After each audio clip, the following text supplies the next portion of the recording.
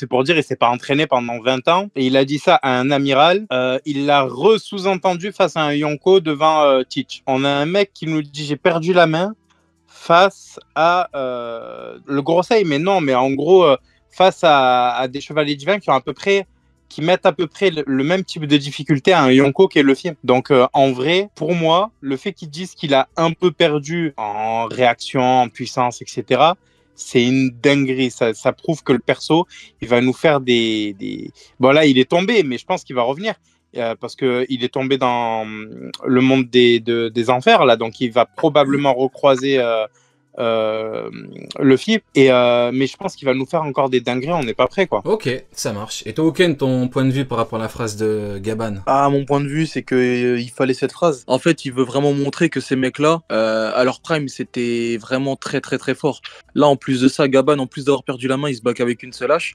Alors que lui, c'est un mec qui est censé se battre avec 2 haches. C'est ça qui est étonnant. Donc il le nerf. C'est Bah vrai, ouais. c'est vrai qu'il a une hache, là, il en a pas deux. Hein. C'est vrai, c'est vrai. Bah ouais, il en a qu'une seule. Donc il le nerf, en plus de par rapport à son âge, il le nerf par rapport au fait qu'il ait qu'une seule hache.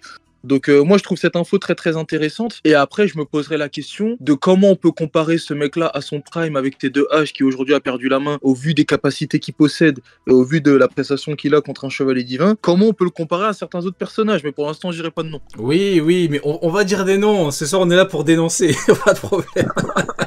On va dire des noms. Ce que je trouve hilarant vis-à-vis de Garp, c'est qu'il s'est entraîné toute sa vie. Donc, bon, c'est quand même bizarre, le mec qui s'entraîne toute sa vie et il se permet de dire qu'il a perdu la main. Bon, peut-être qu'à son prime, il aurait peut-être fait une explosion 3 fois supérieure, mais ça m'étonnerait au vu du fait qu'il se soit entraîné toute sa vie. Ce qui n'est pas le cas, par exemple, d'un Rayleigh. Pour Gaban, on ne sait pas, mais bon. C'est assez intéressant, t'as raison par rapport à la hache, parce qu'il en a qu'une. Donc, il a humilié le mec avec une hache. Et c'est pas censé être la même chose. Une hache de hache, on a vu... Comme Zoro, hein. De mémoire, la réaction de Luffy, c'est 2 haches, non? La réaction de Luffy quand il se chie dessus devant Gaban, c'est 2 haches, non? Il me semble. Ouais, c'est 2 haches. Ah bah ouais, tu C'est 2 vois. haches. Tu vois, la réaction de Luffy, c'est pas pour rien. C'est parce que, ouais, il a utilisé 2 haches, ouais, c'est pour montrer la puissance. Alors que là, terrible, hein. Il a humilié avec une hache. La maladie mentale. Et toi, du coup, Hunter, ton point de vue par rapport à la petite phrase de Gaban, j'ai perdu la main. Bah, pour le coup, j'allais dire vraiment la même chose que Uken. Pour moi, c'est vraiment en mode, mettez du respect sur l'ancien. Tu sais, c'est vraiment la phrase pour te rappeler que on parle pas de n'importe qui, tu vois. Par contre, c'est vrai que le truc de la hache, j'avais pas du tout fait gaffe. Mais bien vu, j'avais même pas capté qu'en soi, bah, il avait qu'une hache à ce moment-là, donc techniquement, bah, c'est un nerf, ouais. Et oui, bah oui, parce qu'avec 2 haches, on a vu Mais la gueule de fou, ouais. On a vu la gueule de Luffy, ouais. Et toi, du coup, Sonny, ton point de vue sur la phrase tellement délirante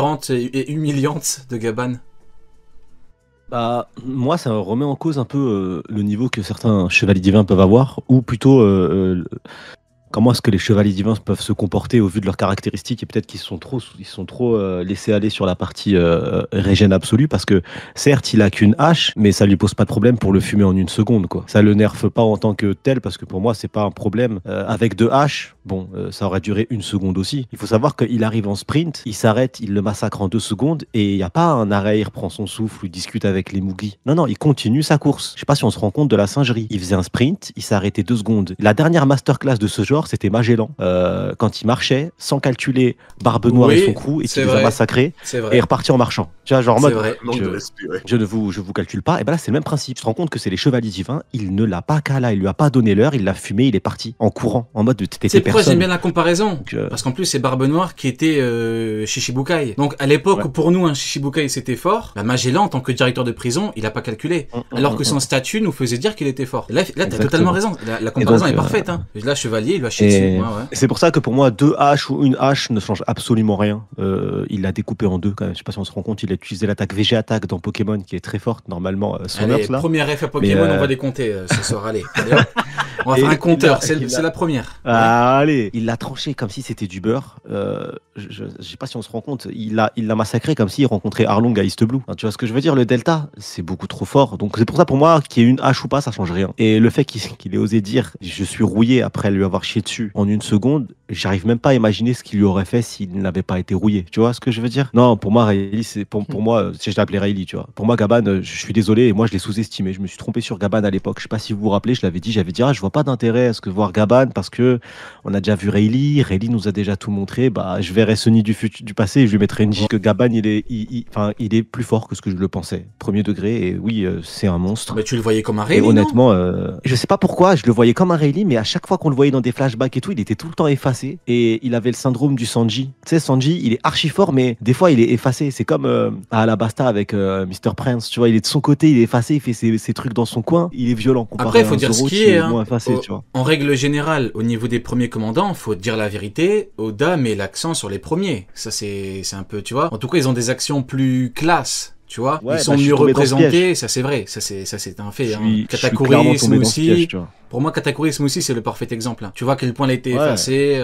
Bon, Effacé voilà. de fou, on l'a jamais vu. Pourtant, Ouais. on a jugé sa puissance, on l'a jamais Oui. vu combattre. Mais Et même c'est un en autre termes, sujet. en termes de comportement, tu vois, King il est toujours sérieux et tout, alors que Queen, tu vois, il danse, il fait un peu le golemon et tout, tu vois. Donc, Ouais, c'est ça. ouais. Bah, tu vois, c'est le même sujet avec Sanji. Sanji, il voit une meuf, il fait le golemon de ouf. Zoro, il est tout le temps sérieux, en tout temps, tu vois. Mhm. Et je suis tombé dans ce piège-là. Donc, en fait, Gabban est un monstre. Ça marche. Et j'ai pas d'autre terme à part que je suis choqué. Hein. J'ai pas de... Moi Je vois pas, tu sais, à l'époque, Ouais. j'ai mis un tweet qui a fait réagir aux dégaulements, n'ont pas compris le français, mais ça, c'est un autre sujet. Oh, je l'ai vu, Mais- je sais de Ah quel ouais, tu le gars, il savait pas lire. Il s'est rendu, Roger, quel con. Enfin bref, Golemon.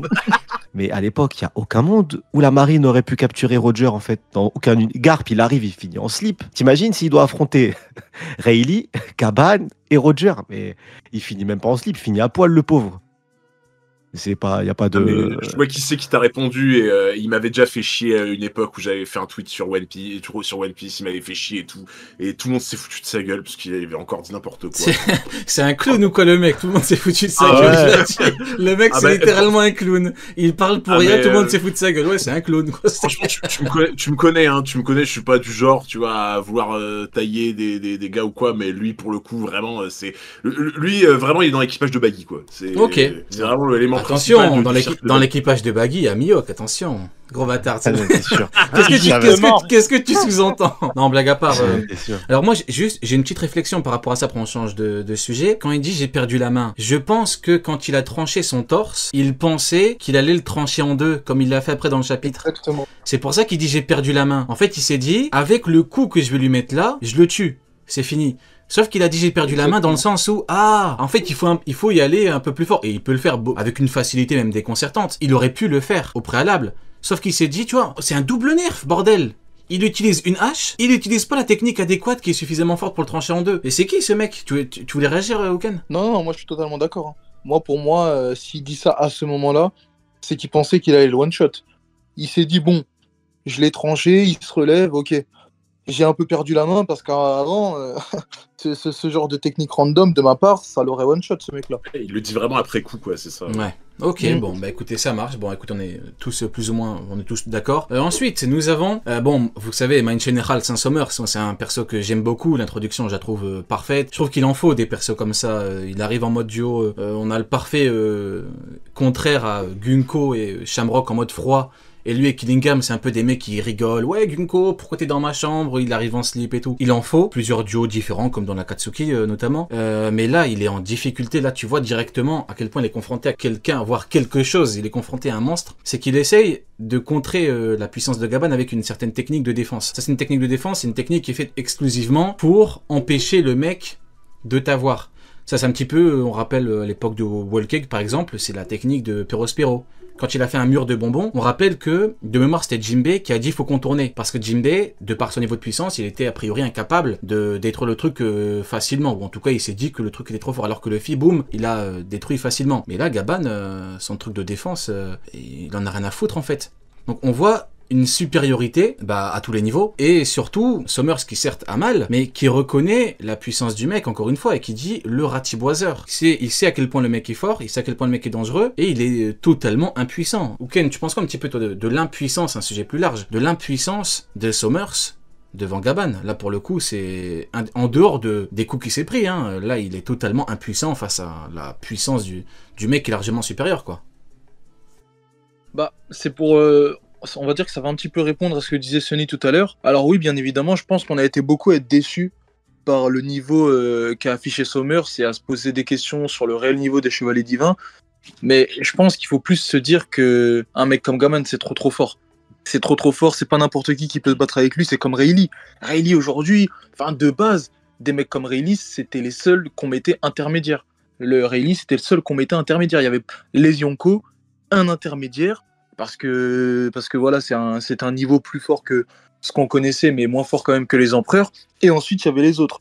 Donc, dans le monde de One Piece, il faut comprendre que, à part un empereur, quasiment personne ne peut vaincre Gaban. De toute façon, dès le chapitre précédent, quand il a vu que c'était Gaban, il a fait une tête en mode il savait très bien que c'était fini, il savait que c'était fini pour lui. Maintenant, il a été obligé de quand même se défendre un petit peu, d'essayer de le ralentir, mais Sommers, il le savait. C'est pour ça qu'à la fin, même dès qu'il est vaincu, il est pas non plus choqué, il est pas... Parce qu'il savait. À partir du moment où il l'a vu, de toute façon, il savait ce qui allait se passer. Exact. Bah écoute, ouais, t'as tout dit. Hein. C'est ça. Hein. À partir du moment où il l'a vu et qu'il l'a reconnu, il a pas hurlé son nom pour rien. Il a hurlé son nom. Ouais, t'as raison. Hein. Ouais, t'as tout dit. Écoute, c'est pour ça qu'il est pas choqué de sa défaite parce que il sait. C'est ça la différence. Hein. Quand tu sais à quel point le mec est fort, quand tu connais ton niveau, quand tu connais un petit peu le monde dans lequel t'évolues, il sait que Gaban c'est beaucoup trop fort pour lui. T'en penses quoi, toi, Sonny, un petit peu de la supériorité de Gaban. Hein. Là, pour le coup, c'est indéniable. Il y a même pas de débat. Il y a pas de débat. Tu peux même pas comparer. Sommers, il a tout tenté, il s'est fait fumer en 2-2. Je te dis, ça m'a fait penser à Magellan. Maintenant, qu'il y a un écart aussi important, est-ce que finalement les Chevaliers Divins, et c'est une question que j'aimerais poser à Neil, oui, c'est le prochain sujet. C'est le prochain sujet. Est-ce que réellement ils sont au-dessus des amiraux? Est-ce qu'ils jouent pas trop sur leur régène? Est-ce que la régène les caractérise pas? Après, je pense que Shamrock, lui, c'est un être à part, c'est un monstre. Mais est-ce que les autres réellement, à part des pouvoirs qui aident à manipuler et qui aident à retourner des nations, parce que ça reste ça quand même le premier pan des Chevaliers Divins, c'est de garder au pouvoir des nations affiliées au gouvernement mondial, donc manipulées, et on le voit vraiment, leur pouvoir sert à ça. Est-ce que vraiment c'est des combattants qui nécessitent à ce que Zoro, Sanji ou Luffy les massacrent, quoi? Ah mais en vrai, tu vois, pour le coup, dès le début, quand j'ai vu les Chevaliers Divins, enfin peut-être pas dès le début, mais quand j'ai commencé à comprendre un peu comment ça fonctionnait, je me suis dit, ok, j'ai vraiment l'impression qu'ils vont mettre un fossé entre Shamrock et le reste. Après, c'est purement de la sensation, tu vois, je me base vraiment sur rien. Mais c'est la sensation que j'ai eue dès le début. Et par contre, tu vois, pour le coup, autant Gaban, ce qu'il lui met, c'est d'une violence inouïe. Genre, pour le coup, j'ai pas les mots pour ça. Par contre, ce qui m'a étonné, c'est entre guillemets que après le premier coup qu'il soit pris, donc vraiment au torse, qu'il se relève direct et qu'il soit en mesure de se défendre avec son fruit. Ça, pour le coup, en vrai, ça m'a surpris parce que je me suis dit, putain, il a quand même encaissé un coup de Gaban, il s'est relevé, je me suis dit, ah oui, quand même, quoi, tu vois, genre, pour moi, c'est pas non plus n'importe qui se prend ça et qui se relève, tu vois. Et soit dit au passage, mention honorable pour son fruit. Je sais pas vous, mais moi, perso, le fruit de Mind General, franchement, j'aime beaucoup.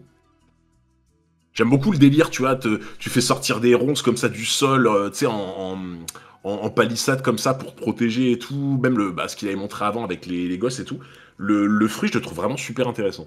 Ok, ça marche. Après, c'est vrai que t'as pas tort, il s'est relevé après qu'il lui ait tranché une main et qu'il lui ait touché au niveau du torse. Ça, c'est vrai, t'as pas tort. C'est vrai qu'effectivement, maintenant, on en revient à ce qu'il a dit Gaban avant, il a pas utilisé une technique adéquate il aurait pu le one-shot d'un coup. Pour le coup, il a mal dosé, mais t'as raison. C'est vrai, il faut quand même noter que, mine de rien, il s'est mangé 2 bons coups et il a quand même fini par se relever. Il a tenté des trucs, maintenant, t'es impuissant, mais on a vu, hein, dans l'œuvre, il y a plein de mecs qui sont bien inférieurs à des personnages qui sont même extrêmement puissants et qui pourtant tentent des trucs. Je me rappelle d'un Jinbei contre Big Mom, bonne technique de défense, après il éjecte et tout, donc il y a des cas où même si t'es beaucoup plus faible, t'arrives à faire de bons trucs. Là malheureusement, c'est ça le problème, c'est qu'il arrive même pas à le toucher.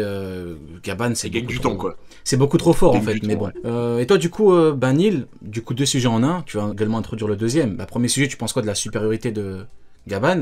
Et ensuite, plus largement, le niveau des Chevaliers Divins, quoi. En fait, moi, ce qui me fait rire, c'est surtout par rapport à, comment il s'appelle, à Sommers, que face à Robin ou aux autres, là, on avait l'impression de voir Michael Jordan en NBA. Et là, devant maintenant, Gaban, on a Michel Jordan. Michel Jordan maintenant, qui joue à côté du quartier. Michel Jordan. Non, c'est toujours Michael Jordan. Il mieux baseball, T'as dit quoi, répète? Il a eu une période baseball, tu vois. Ouais. C'est Michael Jordan au baseball, là. Mais ouais, non, okay. C'est en fait... c'est McGregor en boxe anglaise, quoi, tu veux dire, c'est ça.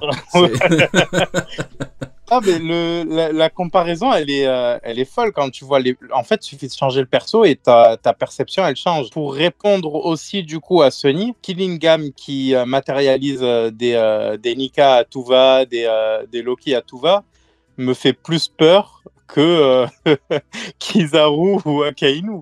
Tu vois ce que je veux dire? Après, les pouvoirs de Killingham, de toute façon, sont de fait cheatés. Ça, c'est un fait, hein. Tu prends en cumulé. Après, C'est un après, à pouvoir. voir aussi. C'est un pouvoir qui est fait pour être cheaté via le cumul. Hein. Ça me rappelle un petit peu un cracker, hein. Un soldat biscuit, c'est quand même solide. Bah, l'avantage qu'il a, c'est qu'il peut en faire beaucoup. Donc c'est le cumul qui fait que le perso est dangereux. Mais là, on parle de monstres. Je sais pas On si se rappelle de la individuellement, daronne qui éclate le bateau des géants. Ouais, voilà. Je sais pas si individuellement les monstres réellement qu'ils créent ont une limite ou est-ce que c'est une réciprocité des pouvoirs réels de la personne que t'imagines. Genre en mode, je penche à Loki, si Loki je connais ses capacités, alors le cauchemar a les réelles capacités de Loki, je suis pas sûr. Ce serait trop cheaté, je pense. Bah, Donc, c'est ce qu'on pense voit le que nombre. les géants sont mis en difficulté par l'image qu'ils se font de leurs femmes. Oui, mais là, non, mais là, c'était de l'humour, là. C'était parce que c'était leur Ah Ah, femme. non, ça, ah non, c'était génial. ah Ça, non, c'était ah Ça, vraiment c'était de génial. l'humour, ça. C'est pas genre leur femme. C'est pas un délire d'humour là. C'est qu'ils se font mettre en pièces Elle est beaucoup par plus grande l'image qu'eux, de hein. puissance qu'ils Et- ont de leur femme. Et elle est beaucoup plus grande qu'eux, hein. Quand tu regardes au niveau de la taille, Ouais, déjà mais que les gens sont grands, mais c'est pas l'image de eux qu'ils ont de leur femme, c'est le cauchemar de l'enfant, c'est pas les leurs. Mais du coup, non, pour moi, pour moi, non, ça c'était surtout humoristique et Ouais, s'ils moi, je l'ai vu avaient comme pas peur, toi. ils les auraient tartinés. Après, c'est un petit peu les deux. En fait, c'est humoristique, mais Bah c'est oui. surtout les gens, ils veulent pas frapper les trucs. C'est le côté émotionnel qui joue. On en revient un petit peu au truc avec Gaban. Est-ce que Mais Gaban, ils par exemple, disent- aurait envie de frapper son enfant ou sa femme en cauchemar? Peut-être pas. Donc il y a ça qui joue aussi. Il y a le côté humour, mais aussi Mais le ils côté disent aussi très émotionnel. clairement, hein, ils disent que si jamais les enfants avaient eu connaissance de ce qu'était Loki, il aurait été beaucoup, beaucoup plus puissant. Donc oui, ça joue clairement sur, par exemple, je sais pas, moi, tu mets Kaido en face et il y a Xebec qui débarque, c'est la version de Xebec que Kaido a en tête. Tu vois, donc forcément, c'est dangereux. Donc pour moi, cette technique-là, elle est beaucoup plus dangereuse que ce que n'importe quel amiral, je le dis, hein, n'importe lequel peut nous sortir.